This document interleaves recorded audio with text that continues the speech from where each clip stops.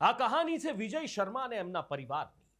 વિજય શર્મા હાઈકોર્ટમાં lower division clerk LDC, સરકારી નોકરી, હાઈકોર્ટમાં નોકરી અને કરોડો રૂપિયાની સંપત્તિ.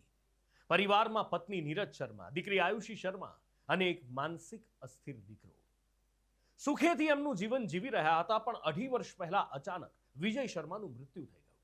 કહેવા માટે તો આ કુદરતી મૃત્યુ હતું, પણ એ મૃત્યુ પર ફરી એકવાર સવાલ ઉઠ્યા. એ મૃત્યુ પર સવાલ ત્યારે ઉઠ્યા જ્યારે હમણાં જ 2જી તારીખે એક ભયાનક વારદાતે આકાર લીધો.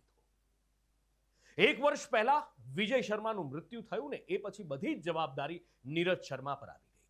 એમની જે નોકરી હતી, સરકારી નોકરી હતી, એટલે નોમિની તરીકે નીરજ શર્માને, વિજય શર્માના પત્નીને નોકરી મળી ગઈ. દીકરી આયુષીને મા સાથે ભળે નહીં, અલગ રહેવા જતી રહી. દીકરાની જવાબદારી નીરજ સંભાળે અને બધું જ સુખરૂપ ચાલે. હા, દીકરીની ક્યારેક ક્યારેક યાદ આવે અને દીકરીને પણ માં યાદ આવે તો કદાચ એકબીજાને મળી લે. પણ આ બધાની વચ્ચે 2જી તારીખે જ્યારે નીરજ શર્મા એમના દીકરાને એક એકેડમીમાં લઈ જઈને ત્યાં મૂકીને પાછા આવી રહ્યા હતા, એ દરમિયાન પાછળથી એક સ્કોર્પિયો કાર આવી 130 કિલોમીટર પ્રતિ કલાકની ઝડપે અને નીરજ શર્માને ઉડાડીને ભાગી ગઈ. ટક્કર એટલી જોરદાર હતી કે નીરજ શર્મા 100 ફૂટ દૂર ઉછળીને પડ્યા.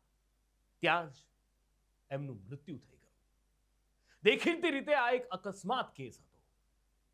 સ્વાભાવિક રીતે કોઈ નબીરો, રફતારનો રાક્ષસ, ઘણા બધા શબ્દો આવા લોકો માટે આપણે વાપરતા હોઈએ છીએ. This was a clean hit and run case. પણ આ કોઈ સામાન્ય કેસ નહોતો. દેખીતી રીતે ભલે અકસ્માત હતો, પોલીસે અકસ્માત મોતનો ગુનો દાખલ કર્યો અને એડી દાખલ થાય તો એ કેસ ઉપર શું થાય છે આપણે જાણીએ છીએ.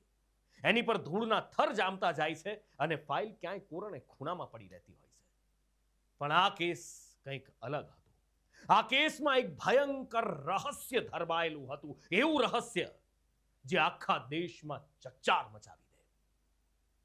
આપ જોઈ રહ્યા છો crime story with Nupur.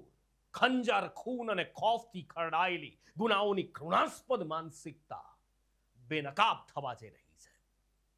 Neeraj શર્માનો અકસ્માત થયો, એક સ્કોર્પિયો વાળો પૂર ઝડપે આવ્યો, એમને ઉડાડીને જતો રહ્યો. અકસ્માતનો કેસ દાખલ કરી પોલીસે સંતોષ માની લીધો, પણ એટલામાં જ બીજા દિવસે એક વ્યક્તિ પોલીસ સ્ટેશનના પગથિયા ચડ્યો. પોલીસ અધિકારીની સામે જઈને બેઠો અને એણે દાવો કર્યો કે આ અકસ્માત નથી, આ હત્યા છે. આખરે કેવી રીતે હોઈ શકે? સીસીટીવી ફૂટેજ પોલીસે જોયા તો એ સીસીટીવી ફૂટેજ જોઈને પોલીસને એ વ્યક્તિની વાત પર શંકા જે હતી, એ શંકા પર કંઈક સચ્ચાઈ લાગ્યું કે ના, એ વ્યક્તિની શંકામાં કંઈક છે, તપાસ કરવા જેવું છે. કારણ કે નીરજ શર્મા રોડની આ બાજુ જાય છે, સ્કોર્પિયો વાળો આ બાજુથી આવે છે ને આમ આવીને ટક્કર મારીને જાય છે. જાણી જોઈને ટક્કર મારી હોય એવું દેખાઈ રહ્યું હતું. અને એમાં પણ પોલીસ સ્ટેશનમાં બેઠેલા વ્યક્તિએ જ્યારે એક વાત વિસ્તારથી કરી, જે પાછલા કેટલાક સમયથી થઈ રહી હતી, લગભગ છેલ્લા 1.5-2 મહિનાથી, તો પોલીસને એ પાકું થઈ ગયું કે આ હત્યા જ છે. કારણ કે પાછલા 1 મહિનાથી નીરજ શર્મા જે મકાનમાં રહેતા હતા ત્યાં કોઈ મેલું નાખી જતું, કોઈ લીંબુ મરચા નાખી જાય, જાદુ ટોણાવાળી પેલી કાળી ઢીંગલી આવે છે એવી ઢીંગલીઓ નાખી જતું. એટલું જ નહીં, 2 મહિના પહેલા નીરજ શર્માને થારથી ઉડાવવાનો પ્રયાસ થયો હતો. એક કાળા રંગની થાર આવી હતી અને નીરજ શર્માને ઉડાડીને જતી રહી, પણ એ ટક્કરથી એ બચી ગયા હતા. પોલીસે તપાસ શરૂ કરી કે આખરે આ કોણ હોઈ શકે. એ પહેલા એ સવાલ થાય ને કે પોલીસ સ્ટેશનમાં અકસ્માત નહીં પણ હત્યા છે એ કહેનાર કોણ હતું? એ હતા નીરજ શર્માના ભાઈ રાકેશ કુમાર શર્મા. સવાલ એ થાય કે એક સામાન્ય સ્ત્રી જે સરકારી નોકરી કરે છે, એના દીકરાનું ભરણ પોષણ કરે છે, શાંતિથી જીવે છે, જેની કોઈ સાથે કોઈ દુશ્મની જ નથી, એને કોઈ મારવાનો પ્રયાસ શું કામ કરે? પણ વાત સાચી હતી, હત્યા થઈ છે એ દેખાતું હતું અને એટલે જ પોલીસે તપાસ શરૂ કરી. સીસીટીવી પરથી પોલીસને એક સ્કોર્પિયો કાર મળી જેને નીરજ શર્માને ઉડાડી દીધી હતી. એ સ્કોર્પિયોની તપાસ કરતા પોલીસ કેટલાક લોકો સુધી પહોંચી. સૌથી પહેલા મોહિત શર્મા પોલીસના હાથમાં આવ્યો, એ પછી રોહિત જાટવ, આકાશ વર્મા અને નીરજ શર્મા હાથમાં આવ્યો. પણ જ્યારે તપાસ કરવામાં આવી, એમની પોલીસે વ્યવસ્થિત સરભરા કરી, તો ખબર પડી કે આ તો માત્ર મોહરા હતા. પણ હા, એક વાત સામે આવી કે આ બધાને પૈસા આપવામાં આવ્યા હતા, સોપારી આપવામાં આવી હતી નીરજ શર્માની હત્યા કરવા માટે. આ હત્યા હતી એના પર તો મહોર વાગી, પણ સવાલ એ હતો કે હત્યારો કોણ? કારણ કે મોહિત હોય, રોહિત હોય, રાકેશ હોય, આ બધા તો મોહરા હતા. હત્યા કરાવનાર કોણ હતો? તો એનો જવાબ મળ્યો કે એ હતો હેમંત શર્મા. 7 લાખ રૂપિયા નીરજ શર્માનો જીવ લેવા આપવામાં આવ્યા હતા. હેમંત શર્માને પણ પોલીસે ઉઠાવ્યો, ઊંધો લટકાડીને એની વ્યવસ્થિત સરભરા કરી અને મોટો ખુલાસો થયો. ખુલાસો એ થયો કે હેમંત શર્મા પણ આ હત્યાનો મેઇન ખેલાડી નહોતો. એ તો કોઈના હાથની કઠપૂતળી હતો. 7 લાખ રૂપિયામાં સોદો હેમંત શર્માએ કર્યો હતો નીરજ શર્માનો જીવ લેવા માટે. પણ આ હેમંત શર્માને સોપારી આપી હતી કોણે? એક પછી એક લિંક જોડાતી રહી અને હેમંતને પોલીસે પકડી અને વ્યવસ્થિત સરભરા કરી. તો ચોંકાવનારો ખુલાસો એ થયો કે એને 7 લાખ રૂપિયાની સોપારી બીજા કોઈએ નહીં, જેની હત્યા થઈ હતી એ નીરજ શર્માના જેઠે આપી હતી. તો શું જેઠે વહુનો જીવ લેવા માટે આખું ત્રાગુ રચ્યું હતું? આ તરકટ, આ ષડયંત્ર રચ્યું હતું? પણ આખરે શા માટે? જેઠને વહુ સાથે શું દુશ્મની હતી? ઉપરથી જેઠ તો વારંવાર આવતો જતો, એના ખબરંતર પૂછતો રહેતો, જે માનસિક અસ્થિર દીકરો છે એની એ સારવાર કરતો, એની એ સરભરા કરતો. તો પછી એ હત્યા શું કામ કરાવે? સવાલો ઘણા બધા હતા, પણ જવાબો અત્યાર સુધી એક પણ નહોતા. પોલીસે જેઠને ઝડપી લીધો અને એની તપાસ શરૂ કરી. જેઠ જેવો પોલીસના હાથમાં આવ્યો, પોલીસને થયું કે હવે આ કહાનીનો છેડો હાથમાં આવી ગયો, મેઇન હત્યારો આપણા હાથમાં આવી ગયો. પણ ના, કહાનીમાં સૌથી મોટો ટ્વિસ્ટ અહીંયા જ હતો. એ જેઠ એ પણ માત્ર એક મોહરું હતો. અસલ ખેલાડી તો આ કેસની અંદર, આ હત્યાકાંડમાં કોઈ બીજું જ હતું. કોણ હતું એ તમને આગળ કહીશ, પણ એ પહેલા મારી એક નાનકડી રિક્વેસ્ટ છે. જો મારા વિડીયો તમને ગમે છે તો એક નાનકડું કામ મારું કરી દો. ચેનલને સબસ્ક્રાઇબ કરી દો, વિડીયોને લાઈક અને શેર કરી દો. બસ આટલું જ કરવાનું છે. કહાની આગળ વધારીએ. જેઠને પોલીસે ઝડપ્યો અને એની તપાસ શરૂ કરી. પોલીસને એમ હતું કે જેઠ હાથમાં આવી ગયો એટલે નીરજ હત્યા કેસનો છેડો આપણા હાથમાં આવી ગયો.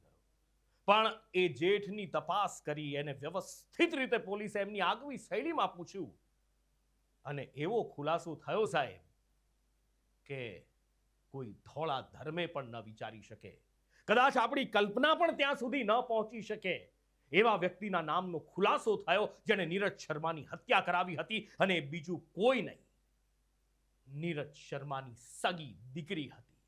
જી હા, 21 વર્ષની દીકરીએ માની હત્યા કરાવવા માટે 7 લાખ રૂપિયાની સોપારી આપી હતી અને એમાં એના મોટા બાપા એટલે કે નીરજ શર્માના જેઠ અને મોટા બાપાના દીકરાઓને પણ સાથે રાખ્યા હતા. સવાલ એ થાય ને કે શા માટે?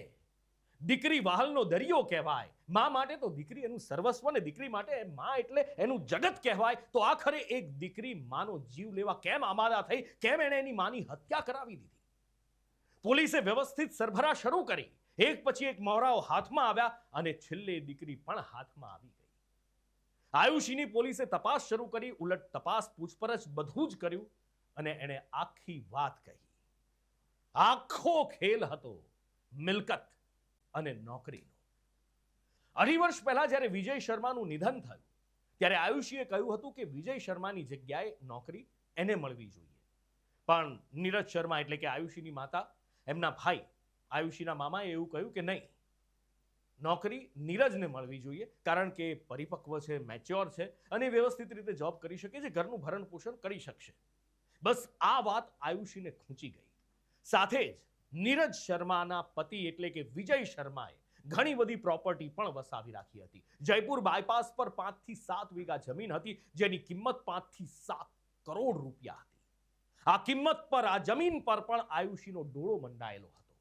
જ્યારે નોકરી માને મળી, પોતાને નોકરી ન મળી એટલે આયુષીએ બગાવત કરી દીધી. એ મોટા બાપાના ઘરે રહેવા જતી રહી અને મોટા બાપાના દીકરા સાથે મળી આખું ષડયંત્ર રચ્યું. પણ 2 જુવાનિયાઓ, કોલેજિયનો કેવી રીતે આ કરી શકે? હાથ ટૂંકા પડ્યા એટલે મોટા બાપાને ખુદ સામેલ કર્યા અને પ્રોપર્ટીની લાલચમાં એ હેવાન પણ જોડાયો અને એણે હેમંત શર્માને 7 લાખ રૂપિયામાં સોપારી આપી દીધી. ભરતપુરના હેમંત શર્માએ આ સોપારી લીધી અને એના પછી આખું પ્લાનિંગ ગોઠવી દીધું. 2-2.5 મહિના સુધી રેકી કરવામાં આવી. ખારકારથી મારવાનો પ્રયત્ન કરવામાં આવ્યો. નીરજ શર્માના ઘરે જે મેલું નાખવામાં આવ્યું, લીંબુ મરચા, જાદુ ટોણાની ઠીંગલી વગેરે વગેરે, એ બધું જ આ લોકો કરતા કે એને માનસિક રીતે તોડી નખાય અને એના પછી એની હત્યા કરી દેવાય. રેકી કરવામાં આવી. બકાયદા નીરજ શર્મા પર નજર રાખવામાં આવતી હતી. મોહિત શર્મા સતત નીરજ શર્માના લોકેશન શેર કરતો, એની પાછળ પાછળ એ ફરે રાખતો અને આખરે 2 જુલાઈએ જ્યારે નીરજ શર્મા એના દીકરાને એકેડમીમાં મૂકીને પાછી જઈ રહી હતી, એ વખતે પાછળથી રોહિત જાટવ બાઇક પર આવ્યો અને એની સાથે આકાશ સ્કોર્પિયો લઈને આવ્યો. જેવો રોહિતે ઈશારો કર્યો કે આ જ છે, આકાશ ફૂલ સ્પીડમાં નીરજ શર્માને ઉડાડીને જતો રહ્યો. અને એ વખતે આ ટોળકીમાં એક બીજો પણ વ્યક્તિ હતો, અરવિંદ શર્મા, જે નીરજ શર્માનો ભત્રીજો જ હતો. 2 ભત્રીજા, જેઠ અને પેટે જણેલી દીકરીએ આખરે એક તરકટ રચી, વ્યવસ્થિત ષડયંત્ર રચી નીરજ શર્માની નિર્મમ હત્યા કરી નાખી.